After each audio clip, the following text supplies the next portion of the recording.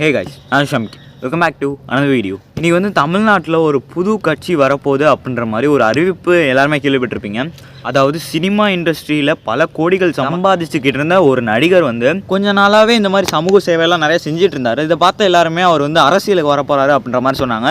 So அதுக்கேற்ற மாதிரி நான் நடிக்கிறதை விட்டுட்டு முழு நேர அரசியலில் வந்து இறங்க போகிறேன் அப்படின்ற மாதிரி ஒரு விஷயத்தை வந்து விஜய் அவர்கள் வந்து தெரிவிச்சிருக்காரு. ஸோ இன்றைக்கி நம்ம வீடியோவில் விஜய் அவர்கள் பாலிடிக்ஸுக்கு வந்தால் என்னென்ன விஷயங்கள் நடக்கலாம், அதை தாண்டி நான் சோஷியல் மீடியாவில் பார்த்த விஷயங்கள் என்னென்னா, ஆக்டர்ஸ்லாம் எதுக்கு இப்போ நடிக்கிற வேலையை பார்க்காம அரசியலுக்கு வராங்க அப்படின்ற மாதிரி நிறைய கொஷின்ஸ்லாம் நிறைய பேர் வச்சுருந்தாங்க.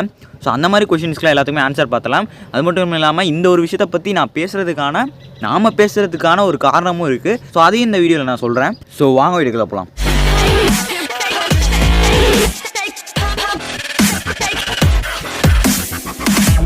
நம்ம எல்லாருக்குமே தெரியும், பல நாட்களாகவே விஜய் அவர்கள் வந்து அரசியலுக்குள்ளே வர போகிறாரு அப்படின்ற மாதிரி ஒரு விஷயம் வந்து கிட்டத்தட்ட கன்ஃபார்ம் ஆகிடுச்சு. நான் ஆல்ரெடி அதை பற்றி ஒரு 2 வாரத்துக்கு முன்னாடி ஒரு வீடியோ போட்டேன் அப்படின்னு மாதிரி நினைக்கிறேன். ஸோ சில வருஷங்களாகவே அவர் வந்து அரசியலுக்கான சில கிண்ட்லாம் கொடுத்துட்டு இருந்தார். ஸோ இன்னைக்கு 2 February அன்னைக்கு அவங்களோட கட்சிக்கான ஒரு அப்ளிகேஷனை வந்து தாக்கல் செஞ்சிருக்கேன் அப்படின்ற மாதிரி ஒரு அறிவிப்பை விட்டுருக்காங்க. ஸோ அவர் வந்து அவரோட சோஷியல் மீடியா பக்கத்தில் ஒரு அறிவிப்பு மாதிரி விட்டுருந்தார். என்னன்னா, இப்போ இருக்க அரசியல் எப்படி போயிட்டு இருக்கு அப்படின்றது உங்க எல்லாருக்குமே தெரியும். நிறைய ஊழல், லஞ்சம், இந்த மாதிரி விஷயங்கள்லாம் நடந்துட்டு இருக்கு. ஸோ இதெல்லாம் மாத்திர விதமாக மக்களோட சப்போர்ட்டோட பிறப்போக்கும் எல்லா உயிருக்கும், அதாவது எல்லா உயிரும் பிறக்கும் போதே சமம் அப்படின்ற ஒரு கொள்கையோட இந்த கட்சியை நான் ஸ்டார்ட் பண்ணுறேன். அது மட்டும் இல்லாமல் உங்களோட ஆதரவு தேவை. மக்களுக்கு ஏதாவது ஒரு விஷயங்கள் செய்யணும். ஆல்ரெடி நான் சமூக சேவை நிறைய செஞ்சுட்டு இருந்திருக்கேன். பட் இதை தாண்டி பெருசாக ஏதாவது செய்யணும் அப்படின்ற ஒரு எண்ணத்தோட பணம், புகழ் இது எல்லாமே கொடுத்துட்டாங்க. பட் இதை தாண்டி என்னோட அப்பா அம்மாவுக்கு அப்புறம் எல்லாமே எனக்கு தந்த உங்களுக்கு ஏதாவது நான் செய்யணும் அப்படின்ற மாதிரி எனக்கு தோணுச்சு. ஸோ அதனால் இந்த கட்சி ஆரம்பிச்சு 2026 தமிழ்நாடு எலெக்ஷன்ஸை ஜெயிக்கிற ஒரு குறிக்கோளோட இந்த கட்சி ஆரம்பிக்க அப்படின்ற மாதிரி ஒரு விஷயத்தை வந்து அவர் இன்னைக்கு வந்து அனௌன்ஸ் பண்ணியிருந்தாரு. அதில் வந்து அவரோட கடைசி படம் இப்போ கமிட் ஆகிருக்க படமாக இருக்கும் அப்படின்ற மாதிரி நினைக்கிறேன். 69 படம் தான் கடைசி படமா இருக்கும் அப்படின்ற மாதிரி எல்லாரும் சொல்றாங்க. மேபி அவர் வேணா கேமியோ ரோல்ஸ் அந்த மாதிரி வேணா நடிக்க வாய்ப்பு இருக்கு. அது மட்டும் இல்லாம இப்ப 2024 பார்லிமெண்ட் எலெக்ஷன்ஸ் வருதுல்ல. ஸோ இந்த எலெக்ஷன்ல வந்து நாங்கள் போட்டியிட போறதில்ல.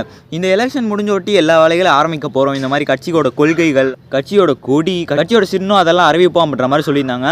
ஸோ ஐ திங்க் மோஸ்ட்லி கட்சியோட வந்து கொடி என்ன கலரில் இருக்கும்னு பார்த்தீங்கன்னா மெரூன் கலர் அப்புறம் எல்லோ கலர் சேர்ந்த மாதிரி தான் இருக்கும். எப்போ நீ சொல்கிற அப்படின்னு கேட்டிங்கன்னா, அந்த அனௌன்ஸ்மெண்ட் கொடுத்துருந்தாங்களே, ஸோ அந்த அனௌன்ஸ்மெண்ட்டே நிறைய இடத்துல அந்த கலர் நீங்கள் பார்க்கலாம். சரி, ஓகே, இவர் வந்து கட்சி ஆரம்பிக்க போகிறாரு, இதெல்லாம் ஓகே. இதை தாண்டி நிறைய பேர் நிறைய கேள்விகள், நிறைய ட்ரோல்ஸ், இந்த மாதிரி விஷயங்கள்லாம் வந்துட்டு இருந்துச்சு. ஸோ அந்த விஷயங்களை பற்றின நான் என்னோட கருத்தை சொல்கிறேன். நிறைய பேர் கேட்ட கேள்விகள் வந்து நான் பார்த்த கேள்விகள் நிறைய இருந்துச்சு. ஸோ அந்த கேள்விகள் என்னென்னு பார்த்தீங்கன்னா, ஒய் ஆக்டர்ஸ் இன் பாலிடிக்ஸ், அதாவது நடிகர்கள்லாம் எதுக்கு அரசியலுக்கு வரணும், அவங்க வேலையை பார்த்துட்டு அவங்க பணத்தை சம்பாரிச்சுட்டு போய் வேண்டியதானே, ஃபேம் இருக்குது, அதை விட்டுட்டு எதுக்கு அரசியலுக்கு வர பார்க்குறாங்க, ரியலில் இருக்க மாதிரி ரியலெல்லாம் இருக்க முடியாது அப்படின்ற மாதிரி நிறைய கமெண்ட்ஸ் நான் பார்த்தேன். இதுக்கு ஆன்சர் உங்களுக்கே தெரியும். எத்தனையோ நடிகர்கள் வந்து அரசியலில் வந்து சாதிச்சு மக்களுக்கு ஓரளவுக்கு நல்ல விஷயங்கள்லாம் செஞ்சுருக்காங்க. பட் இருந்தாலும் இங்கே அரசியலுக்கு வரதுக்கு எந்த தகுதியும் தேவையில்லை அப்படின்றது தான் என்னோட கருத்துமே. அப்படிதான் இங்கே அரசியல் இருக்கா அப்படின்னு கேட்டிங்கன்னா கண்டிப்பாக இல்லை. பட் நார்மலான பீப்புள் கூட மக்களுக்கு நல்ல எண்ணம் செய்யணும் அப்படின்ற ஒரு எண்ணத்தோட அரசியலுக்கு வரலாம் அப்படின்றது தான் என்னோட கருத்து. பட் வர்றது கஷ்டம் அப்படின்றது எனக்கு தெரியும். பட் இருந்தாலும் அதையும் தாண்டி அந்த தடைகள்லாம் தாண்டி வந்தாங்கன்னா கண்டிப்பாக மக்களுக்கு நல்லது செய்யலாம். ஸோ அதுக்குனால நடிகர்கள்லாம் அரசியலுக்கு வரக்கூடாது அப்படின்றதெல்லாம் சொல்கிறது தப்பு. நடிகர்களும் அரசியலுக்கு வரலாம், அவங்க நல்லது செய்யலாம். எக்ஸாம்பிள் விஜயகாந்த் அவர்கள். அதை தாண்டி நான் இன்னொரு விஷயம் பார்த்தேன், வாட் கேன் தே, அதாவது என்ன அவங்க பண்ணுவாங்க அரசியலில் வந்து அப்படின்ற மாதிரி நிறைய பேர் சொன்னாங்க. எக்ஸ்பீரியன்ஸும் இல்லை, எதுவுமே தெரியாமல் சும்மா அரசியல் வந்து எல்லாம் மேனேஜ் பண்ண முடியுமா அப்படின்ற மாதிரி கேட்டாங்க. எல்லா விஷயத்தையுமே கற்றுக்கிட்டு தான் நம்ம எல்லாருமே வந்தாகணும். அரசியல் அப்படின்ற ஒரு விஷயம் மட்டும் இல்லை, எந்த ஒரு பொறுப்பாக இருந்தாலும் நம்மளுக்கு ஒரு பொறுப்பு கிடச்சிருக்குன்னா அதை எப்படி ஹேண்டில் பண்ணுறோம் அப்படின்ற விதம் நிறைய விஷயங்கள் இருக்குது. அதை பொறுத்து அவங்களுக்கே தெரியும். அரசியலுக்கு ஒருத்தவங்க வராங்கன்னா அதெல்லாம் பார்க்காமே வர போகிறாங்க, அவங்களுக்கே தெரியாதா அப்படின்றத என்னோட கருத்து. ஸோ அரசியலுக்கு வந்து என்ன பண்ணுவாங்க அப்படின்றது அவங்களுக்கே தெரியும். பட் அது ஒரு வேளை அவங்க அதை பண்ணலைன்னா அப்போ நம்ம தட்டி கேட்கலாம், அது தப்பே இல்லை. இன்னொரு விஷயமும் கேட்குறாங்க, அவங்க உண்மையிலே நல்லது செய்வாங்களா, இல்லை சும்மா எல்லாரும் மாதிரி அரசியலுக்கு வந்து நம்ம பதவிக்கு ஆசைப்படுறோம் அப்படின்ற மாதிரி வருவாங்களா அப்படின்ற மாதிரி நிறைய கேள்விகள் இருந்துச்சு. அதாவது அது நம்மளுக்கு தெரியாது, அது அவங்களோட இண்டிவிஜுவல், அவங்க மைண்ட் செட்டை பொறுத்து தான் இருக்குது. உண்மையாக நான் சொல்கிறேன், நான் பார்த்த வரையும் வெளிப்படையாக பார்த்த விஷயத்தில் சொல்கிறேன். அதாவது அரசியல்வாதிகளே இந்த அளவுக்கு சமூக சேவை, அதாவது நான் எக்ஸாம்பிள் சொல்கிறேன், இப்போ அரசியலில் பதவியில் இருக்கவங்க, இந்த மாதிரி எதிர்கட்சி, இந்த மாதிரி கட்சி வச்சுருக்கவங்கலாம், அரசியல்வாதியாக இருக்கிறவங்க எல்லாருமே இந்த மாதிரி விஷயங்கள் ஜென்ரலாக இந்த மாதிரி விஷயங்கள்லாம் பண்ண மாட்டாங்க. கொஞ்சம் வருஷங்களாகவே நிறைய சமூக சேவைகள்லாம் செஞ்சுட்டு இருக்காரு. மேபி இருக்கலாம், அரசியலில் வரதுக்காக இந்த விஷயங்கள் செஞ்சுருக்கலாம் அப்படின்ற மாதிரி சொல்லலாம், அதுக்கும் வாய்ப்பு இருக்குது, சொல்ல முடியாது. பட் இருந்தாலும் சொல்கிறேன், இந்த மாதிரி அரசியலுக்கு வர்றதுக்கு முன்னாடியே இந்த மாதிரி நல்ல விஷயங்கள்லாம் செய்யணுன்ற எண்ணம் வந்துச்சுல்ல. ஸோ அந்த ஒரு விஷயம் வந்து எனக்கு வந்து ஒரு ரியலிஸ்டிக்காக இருந்துச்சு.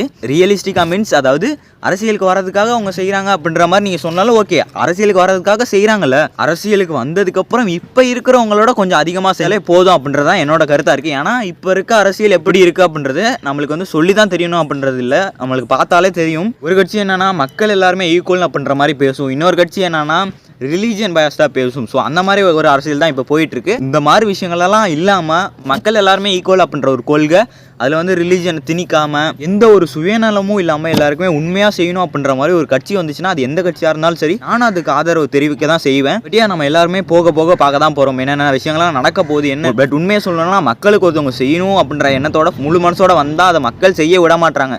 ஏன்னா இந்த மாதிரி காசை வாங்கிட்டு ஓட்டு போட்டுட்டு இந்த மாதிரி விஷயங்கள்லாம் நடந்துட்டு இருக்கு இப்போ இருக்க ஜென்ரேஷன்லேயே. சொல்லி எதுக்கு இப்போ இந்த விஷயங்களை சொல்கிறேன்னா, எவ்வளோ குறைகள் வந்து மக்கள் வச்சுட்டு இருக்காங்க. பட் எல்லாருமே மனசு வந்தால் தான் கண்டிப்பாக ஏதோ ஒரு மாற்றம் ஏற்படும். கரெக்டாக ஏதாவது ஒரு சான்ஸ் யாருக்கோ ஒருத்தருக்கு சான்ஸ் கொடுத்து பார்ப்போமே, புதுசாக யாரோ ஒருத்தருக்கு ஆல்ரெடி அவங்க ஒழுங்காக பண்ணல அப்படின்ற மாதிரி குற்றச்சாட்டுகள் எல்லாருமே வச்சுட்டு இருக்காங்க. ஸோ புதுசாக யாருக்காவது ஒரு சான்ஸ் கொடுப்போம் அப்படின்றது வந்து என்னோட ஒப்பீனியன். உங்களோட ஒப்பீனியன் எது வேணாலும் இருக்கணும், பட் என்னோட ஒப்பீனியன் நீங்கள் எடுத்துக்கிறதும் எடுத்துக்காத உங்களோட விருப்பம் தான். ஸோ நான் சொல்கிறேன், பட் உண்மையை சொல்லணும்னா இது உண்மையிலே ஒரு நல்ல விஷயம் தான். ஏன்னா இப்போ அவரோட லேட்டஸ்ட் படம் கூட ஒரு 600 கோடிக்கு மேலே வசூல் வந்துச்சு. ஸோ அந்த மாதிரி அவர் பெரிய பெரிய படத்தில் நடிச்சுட்டு அவர் பாட்டு ஜாலியாக ஒரு வாழ்க்கை வாழ்ந்துட்டு போயிருக்கலாம். மக்களுக்கு சமூக சேவை செய்யணும் அப்படின்ற ஒரு எண்ணத்தோடு வரதே ஒரு மிகப்பெரிய விஷயமா தான் இருக்குது. இந்த ஒரு விஷயத்தை நம்ம கண்டிப்பாக பாராட்டியே தான் ஆகணும். எனக்கு தெரியல இது எப்படிலாம் போகுது, அவர் வந்து அரசியலில் ஜெயிப்பாரா இல்லை அவர் வந்து ஒரு சக்ஸஸ்ஃபுல் பொலிட்டீஷியனாக வருவாரா அப்படின்றலாம் எனக்கு தெரியாது, நம்ம யாருக்குமே தெரியாது. பட் வெயிட் பண்ணி பார்ப்போமே எல்லாம் தான் நடக்குது. ஒருவேளை அவர் உண்மையிலே வந்து அந்த மாதிரி மக்களுக்கு செஞ்சால் கண்டிப்பாக அது ஒரு மிகப்பெரிய ஒரு நல்ல விஷயமா தான் இருக்கும். உண்மையிலே உங்களுக்கு இங்கே நடக்கிற விஷயங்கள்லாம் தப்பாக பட்டுச்சுன்னா, உங்களுக்கு யாருக்காவது புதுசாக ஒரு சான்ஸ் கிடைக்கணும் அப்படின்னு நினச்சிங்கன்னா, இவர் மேலே உங்களுக்கு நம்பிக்கை இருந்துச்சுன்னா நீங்கள் சப்போர்ட் பண்ணுங்கள், சப்போர்ட் பண்ணாமல் போங்க. பட் நான் சொல்கிறேன், இந்த மாதிரி ஒருத்தர் புதுசாக வராருன்னா அவருக்கு ஒரு சான்ஸ் கொடுத்து பார்ப்போமே அப்படின்றது தான் என்னோட எண்ணம். பார்ப்போம் என்ன தான் நடக்குதுன்னு. ஸோ இந்த ஒரு விஷயத்தை பற்றினா உங்களோட கமெண்ட் என்ன அப்படின்றத வந்து கமெண்ட் பாக்ஸில் கமெண்ட் பண்ணுங்கள். ஸோ இதே மாதிரி நாளைக்கு இன்னொரு வீடியோவில் சந்திக்கிறேன். பாய்.